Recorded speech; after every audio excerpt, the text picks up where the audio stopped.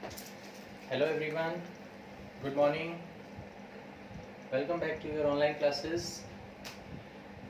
ST school की online मुहिम आप लोगों की कंटेंट को सॉल्व करने में, आप लोगों के सब्जेक्ट मटेरियल को सॉल्व करने में आप लोगों की काफ़ी मदद करेगी।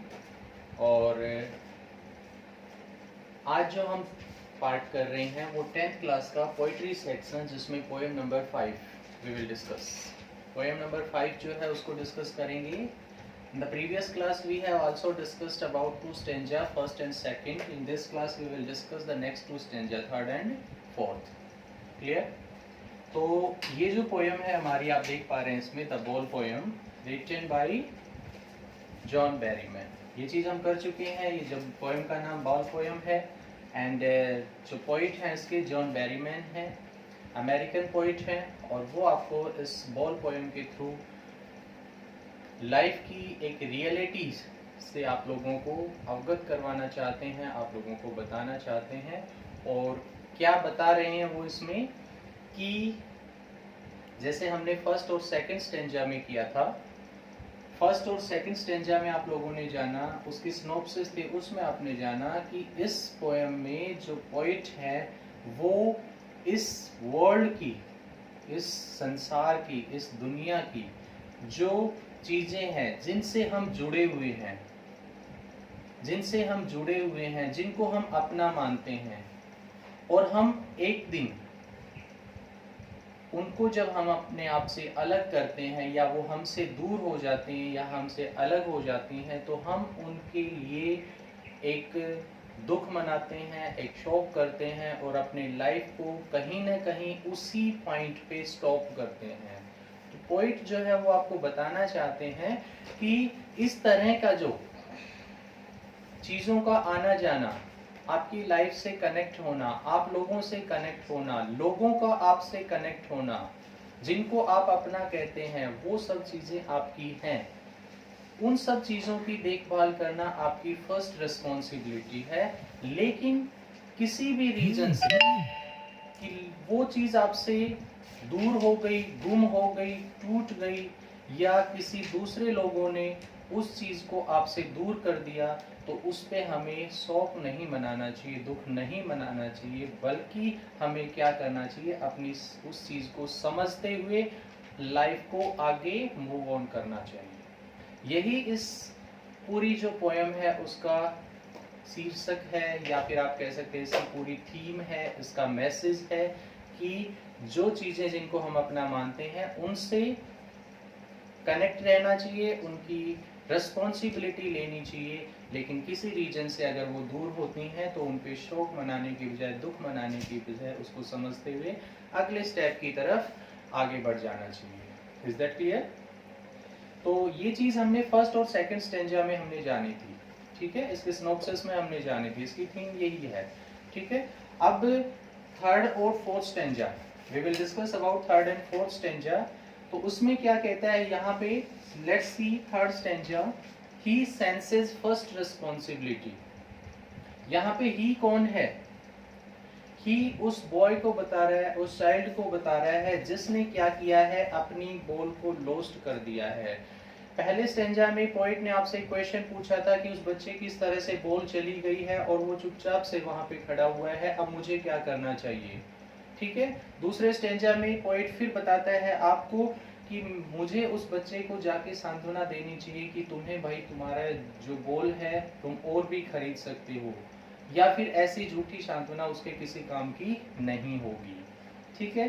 वो बहुत ज़्यादा गहरे दुख में है, अपने आप को किसी मोमेंट करने में या अपने आप को रेस्ट फील कर रहा है, स्टैंड स्टिल है वो, ठीक है, किसी चीज़ को नहीं देख रहा है। तो ये चीज़ आपने बताई, राइटर ने आपको बताई सेकंड स्टेंजा तक। अब उसमें कहता है कि जब वो बच्चा इस तरह से चुपचाप से अकेला खड़ा है और उसे कोई भी कंसोल नहीं कर रहा है, कोई सांत्वना नहीं दे रहा है, तो राइटर आपसे एक बात कहता है कि ही सेंसेस, वो समझ रहा है। किस चीज को समझ रहा है? उसकी फर्स्ट रिस्पॉन्सिबिलिटी, पहली जिम्मेवारी को आज उसे इस बॉल के थ्रू वो समझ रहा है। और क्या समझ रहा है उसमें कि अपने बचपन में ही, अपने चाइल्डहुड में ही उसे ये पता चल रहा है कि जो चीज उसकी है वो हो सकता है वो गुम भी हो जाए, वो टूट भी जाए, वो उससे बिछड़ भी जाए, लेकिन उसे उस सिचुएशन में क्या करना है, इस तरह की उसकी जिम्मेवारी का उसे एहसास हो रहा है। ठीक है ना। और उसकी फर्स्ट रेस्पॉन्सिबिलिटी क्या थी, उसने क्या समझा कि सबसे पहली उसकी जिम्मेवारी थी कि जिस चीज से वो कनेक्ट है, जिस चीज को वो अपना मान रहा है, उसकी देखभाल करना उसकी पहली जिम्मेवारी थी, जिसको वो आज समझ रहा है। दैट मीन्स कि जो चीजें हमारी हैं, हमारी सबसे पहली जिम्मेवारी यही बनती है कि हम उसकी देखभाल करें, चाहे वो कोई पर्सन है, चाहे वो कोई थिंग है, उसकी देखभाल करना ही हमारी जिम्मेवारी है। ठीक है। कहता है ना वर्ल्ड ऑफ पोसेशन, ये जो वर्ल्ड है पोसेशंस का, इन द सेंस कि इस संसार में बहुत सारी चीजें जिनको हम अपना मानते हैं, इन the world of possession, in the sense कि इस संसार की बहुत सारी चीजें जिनको हम ये कहते हैं कि ये हमारे हैं, ये मेरी चीज है, ये मेरी बॉल है, ये मेरा फोन है, ये मेरा लैपटॉप है, ये मेरा है, यानी इस तरह से इस संसार में बहुत सारी चीजों को हम अपना मानते हैं। तो उन जिन चीजों को हम अपना मानते हैं, चाहे वो थिंग है, चाहे वो पर्सन है, उसमें हमें क्या करना चाहिए, हमारी पहली जिम्मेवारी उनके लिए बनती है कि हमें क्या करना है, उनकी देखभाल करनी, उनकी केयर करनी है। It's a first responsibility in the world of possessions to take care of our things. हमारी चीजों का ध्यान रखना ही हमारी पहली जिम्मेवारी है इस वर्ल्ड ऑफ पोसेशन में। Is my point clear? आगे देखिए, पीपल विल टेक, अब आगे बताता है उसमें, people will take balls, balls will be lost always.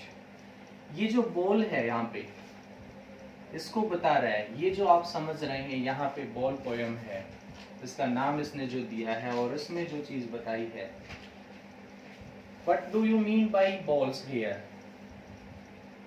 यहाँ पे जो बॉल है, इट्स अ सिंबल ऑफ, ये एक सिंबल है किस चीज का, चीजों का जो आप लोगों की खुद की है। ठीक है ना। कहता है पीपल विल टेक बॉल्स, यानी आप लोगों की चीजों को हो सकता है दूसरे लोग ले लें। ठीक है। Balls will be lost always, और ये जो चीजें हैं, बॉल्स विल बी यानी जिन चीजों से आप कनेक्ट है, जो आपकी चीजें हैं, हो सकता है वो हमेशा के लिए खत्म भी हो जाएं। People will take balls and balls will be lost always. Here what do you mean by balls? Balls यहाँ पे जो वर्ड है वो किस चीज को बता रहा है, जिनसे आप जुड़े हुए, जिनको आप अपनी चीजें कहते हैं। बॉल्स में ये एक बॉल एक सिंबल है उन चीजों को बताने के लिए जिनसे आप कनेक्ट हैं, जिनसे आप टच हैं, फिर वो पर्सन है, फिर वो चाहे आपकी कोई चीज है। ठीक है। तो कहता है इस तरह की चीजों को हो सकता है कोई दूसरा ले जाए, इस तरह की चीजें हो सकता है कि वो हमेशा के लिए गुम हो जाएं। ठीक है। लिटिल बॉय, यहाँ पे डायरेक्टली उस लिटिल बॉय को कह रहा है राइटर। पोइट ने सीधा ही क्या किया है इसमें, जॉन बैरीमैन ने उस बॉय को, उस लड़के को डायरेक्टली यहाँ पे क्या कर दिया है, उसको बुलाया है, और या उसे कहा है, क्या कहा है कि लिटिल बॉय, छोटे बच्चे, हो सकता है तुम्हारी चीजों को जिनसे तुम कनेक्ट हो उनको दूसरे कोई लोग भी ले जा सकते हैं, और वो चीजें हमेशा के लिए गुम भी हो सकती हैं, खो भी सकती हैं, जो आपको कभी ना मिले। ठीक है। And no one buys a ball back, ध्यान से समझिए इसमें, no one buys a ball back, money is external. कहता है यू हैव मनी, आपके पास पैसा है, आपने, आपके दिमाग में आएगा कि आपकी जो एक बॉल है चलो लॉस्ट हो गई, उस बच्चे की बॉल लॉस्ट हुई थी तो कोई प्रॉब्लम नहीं, उसके पास पैसा है, उसे दूसरी बॉल खरीद लेनी चाहिए। Is my point clear? तो यहाँ पे जो बॉल है एक पर्टिकुलर उस बॉल को ही डिनोट नहीं कर रहा, हम बता चुके हैं इसमें बॉल किस चीज का एक ऐसा सिंबल है जिससे आप कनेक्ट हैं। ठीक है ना, जिससे आप कनेक्ट हैं, और जो आपकी अपनी, जिसे आप अपना मानते हैं, चाहे वो कोई पर्सन भी हो सकता है, आपके रिलेटिव्स भी हो सकते हैं, आपके फ्रेंड भी हो सकते हैं, ठीक है, आपके पेरेंट्स भी हो सकते हैं, या कोई आपकी पर्टिकुलर चीज भी हो सकती है। ये इन चीजों को सिंबल करते हुए बोल को डिनोट किया गया है। तो कहता है कोई आपका नियर डियर लॉस हो गया, चला गया, तो क्या आप इस मनी से उसे दोबारा से खरीद सकते हैं या दोबारा से ला सकते हैं? So that's why poet is saying that money is external. ये तो एक बाहरी चीज है, कोई भी उस बॉल को यानी जिनसे हम कनेक्ट हैं और जो एक बार हमसे दूर चली गई, हम उससे नहीं ले सकते। ये बाहर की चीज बॉल बता रहा है, लेकिन कहता है पैसे से हम एक इनर जो पीस है, आंतरिक जो शांति है, वो कभी नहीं खरीदी जा सकती, उस चीज से related. Is my point clear? तो पॉइंट यहाँ पे किस चीज को बता रहा है? मनी को एक्सटर्नल बताया है। मनी को एक्सटर्नल बताना इन द सेंस कि मनी तो एक बाहरी चीज है, उससे चीजें आप दूसरी खरीदेंगे, लेकिन उससे आपका वो सेटिस्फेक्शन, एक इनर पीस, आंतरिक शांति आपको कभी नहीं मिलेगी। और कुछ चीजें ऐसी भी हैं जो आप मनी से खरीद भी नहीं सकते। Okay, point is clear? So you can purchase the ball, but ball is a symbol. पर बॉल को आप परचेज कर सकते हैं, लेकिन बॉल यहाँ पे क्या है? एक सिंबल है। और किस चीज का सिंबल है? उन चीजों को डिनोट करते हुए कहा गया है, उन पर्सन्स को डिनोट करते हुए कहा गया है जिनसे आप अटैच्ड हैं, जिनसे आप कनेक्ट हैं। क्लियर है? So with the help of the money you can't by any other things. किसी चीज को आप खरीद नहीं सकते। किस चीज से? पैसे से। ठीक है ना? आप पैसों से उस चीज को दोबारा नहीं खरीद सकते, या फिर आप कह सकते हैं उस चीज को अगर खरीद भी पाते हैं तो then you can't realise your inner peace in your mind, in your heart. ठीक है? आप अपने दिल की, अपने दिमाग की जो इनर पीस है, आंतरिक शांति है, वो दोबारा कभी नहीं मिलेगी। So third stanza, I hope आपको समझ आया होगा। यू विल सी अगेन, एक बार फिर ब्रीफ्स में देखिए इसको। कहता है ही सेंस फर्स्ट रिस्पॉन्सिबिलिटी। वो आज समझ रहा है, सीख रहा है अपनी पहली जिम्मेवारी को। और उसकी पहली जिम्मेवारी क्या है? उसकी पहली जिम्मेवारी है कि जो चीज उसकी है, जिससे वो कनेक्ट है, उसको उसकी केयर करना। ठीक है? किस चीज में? World of possession. ये जो हमारा संसार है, जिसमें हम मानते हैं कि ये हमारी चीज है, ये हमारी है, इनसे हम कनेक्ट है, ठीक है ना? उसमें उन चीजों की देखभाल करना, उसकी जिम्मेवारी लेना ही उसकी पहली चीज है, जिसको वो समझ रहा है आज। ठीक है? कहता है आप जिन चीजों से कनेक्ट है, यानी ये जो बॉल डिनोट कर रहा है, उस लिटिल बॉय को डायरेक्टली बोलते हुए पोएट कह रहा है किसमें? कि आपकी जो चीजें हैं, शायद हो सकता है उसे दूसरे लोग ले जाएं, या हो सकता है वो चीजें हमेशा के लिए गुम हो जाएं और आप उनको कभी खरीद भी ना पाओ, क्योंकि मनी तो एक एक्सटर्नल चीज है, मनी से कुछ खरीदा नहीं जा सकता। मतलब यानी हमारे पास जो हमारी इंटरनल सेटिस्फेक्शन के लिए, इनर पीस के लिए ऐसी चीजें हम मनी से कभी नहीं खरीद सकते। That is an external thing. बाहरी चीजें हम उससे खरीद सकते हैं, लेकिन इंटरनल कोई चीज हम उसको नहीं खरीद सकते। Is that clear? See the next fourth stanza. Now this is the last stanza, and you will see he is learning well behind his desperate eye. वो सीख रहा है, अपनी लाइफ का पहला लेसन सीख रहा है वो। और क्या सीख रहा है उसमें समझने की कोशिश कीजिए। he is learning the first lesson of his life. और वो लेसन क्या है? कि ये जो हमारा वर्ल्ड है, पूरा जो मेटेरियलिस्टिक थिंग है, जो क्या होती हैं, डेफिनेटली हमें इस चीज को समझना होगा, या हमें सीखना होगा कि जो चीजें आपके आसपास हैं, जिनको आप अपना कहते हैं, एक दिन वो किसी ना किसी रीजन से आपसे दूर हो जाएंगी। और हमें उस चीज के ऊपर दुख करने की बजाय उसे समझना होगा और नेक्स्ट स्टेप के ऊपर मूव ऑन करना होगा। कहता है ये चीज वो बच्चा आज सीख रहा है। ठीक है? आप कहते हैं, उसमें आगे बताता है well behind his desperate eyes. Desperate eyes जो हैं, बात की थी हमने फिगर ऑफ स्पीच की, एक बार फिर उसी का जिक्र दोबारा से करते हैं। Figure of speech poetic device जो है यहाँ पे यूज हुई। डेस्परेट आईज अगर हम कहें तो इसमें हमारी जो figure of speech transferred epithet use हुआ है। अगर आपको ये लाइन मिलती है and the question it is asking that which poetic device है figure of speech is in this line, तो आप क्या कहेंगे? Transferred epithet.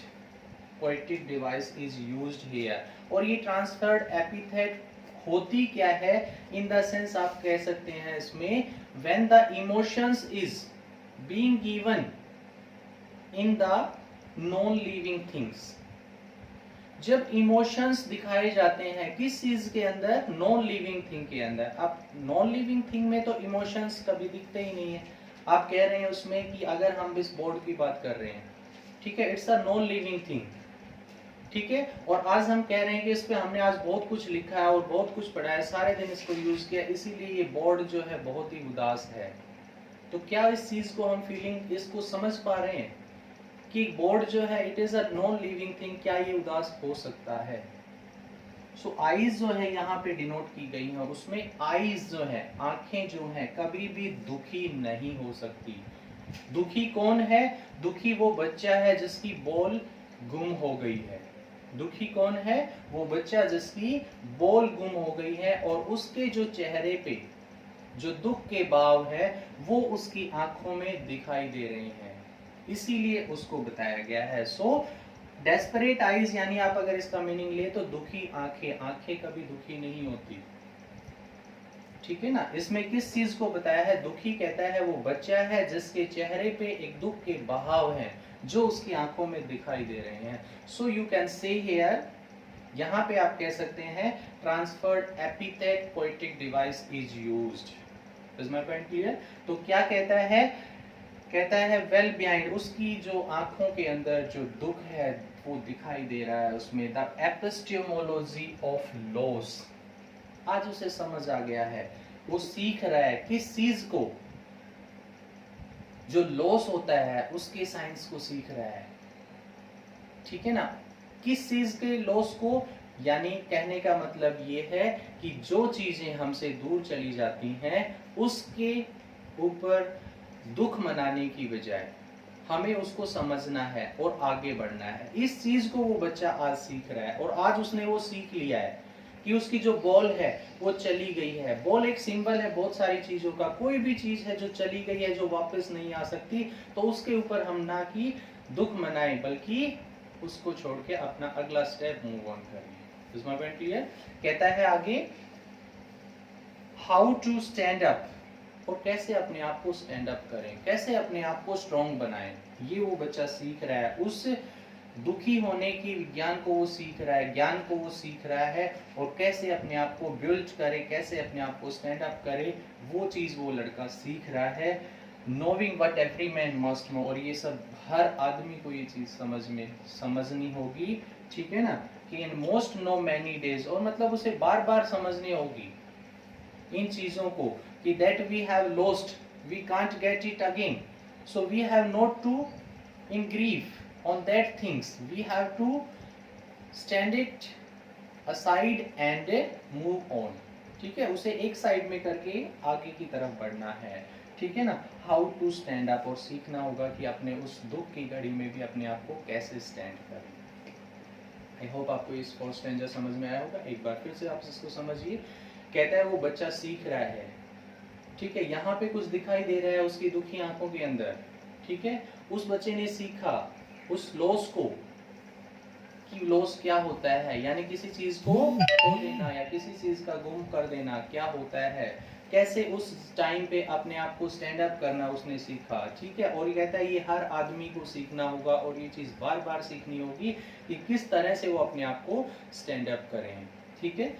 अगर एक लाइन में इसको कहें तो उस बच्चे ने क्या सीख लिया है? उस बच्चे ने ये सीख लिया है कि ये संसार जो है ये भौतिक संसार है, इसमें बहुत सारी चीजें जो आती हैं चली जाती हैं और जिनसे हम कनेक्ट होते हैं, बट कनेक्ट होने का मतलब ये नहीं है कि अगर वो हमसे दूर जाएं तो हम उसके ऊपर अफसोस मनाएं और अपनी लाइफ को वहीं स्टॉप कर दें, बल्कि हमें करना क्या है, उस चीज को वहीं स्टॉप छोड़ के आगे नेक्स्ट स्टेप की तरफ, नेक्स्ट पॉइंट की तरफ अपने कदम बढ़ाने चाहिए, आगे बढ़ना चाहिए।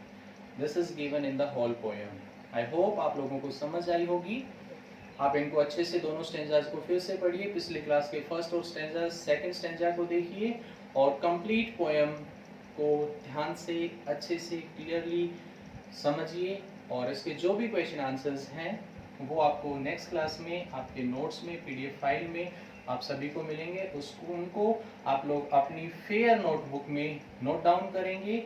और इसके जो क्वेश्चंस होते हैं पोएम के, आपको एमसीक्यू भी मिल सकते हैं, 1 लाइन के भी मिल सकते हैं, 1 वर्ड के भी मिल सकते हैं, और sometimes in your exam 2 marks question can be there in the poems.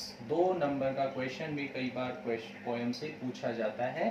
तो जो भी आपको क्वेश्चन इस तरह से दिए जाते हैं, आप लोग उनको अच्छे से नोट डाउन करेंगे, उनको अच्छे से समझेंगे और याद करेंगे। और पोएम को ध्यान से वीडियो को बार बार देखिए, समझिए क्या इसमें बताया गया है। Is that clear? So thanks everyone for giving me your precious time. Thank you so much all. Thank you.